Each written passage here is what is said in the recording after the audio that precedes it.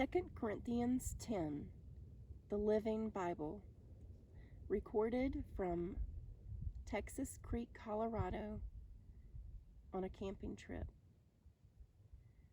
I plead with you, yes, I, Paul, and I plead gently, as Christ himself would do. Yet some of you are saying, Paul's letters are bold enough when he is far away, but when he gets here, he will be afraid to raise his voice. I hope I won't need to show you when I come how harsh and rough I can be. I don't want to carry out my present plans against some of you who seem to think my deeds and words are merely those of an ordinary man. It is true that I am an ordinary, weak human being, but I don't use human plans and methods to win my battles. I use God's mighty weapons, not those made by men to knock down the devil's strongholds. These weapons can break down every proud argument against God and every wall that can be built to keep men from finding him. With these weapons, I can capture rebels and bring them back to God and change them into men whose heart's desire is obedience to Christ.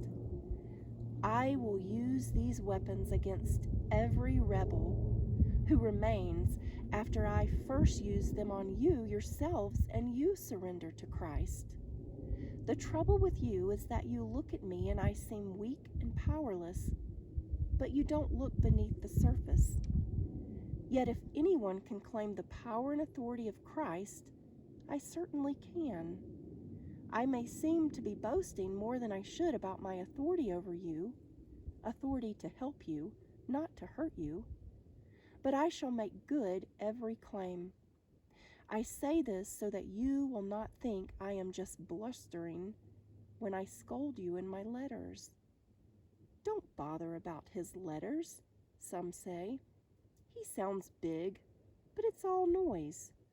When he gets here, you will see there is nothing great about him, and you have never heard a worse preacher.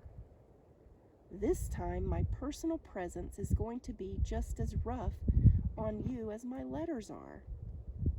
Oh, don't worry.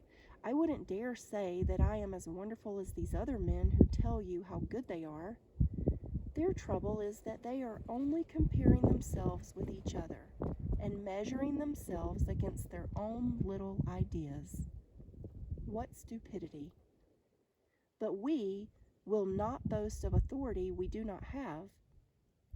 Our goal is to measure up to God's plan for us, and this plan includes our working there with you. We are not going too far when we claim authority over you, for we were the first to come to you with the good news concerning Christ. It is not as though we were trying to claim credit for the work someone else has done among you. Instead, we hope that your faith will grow and that still within the limits set for us, our work among you will be greatly enlarged.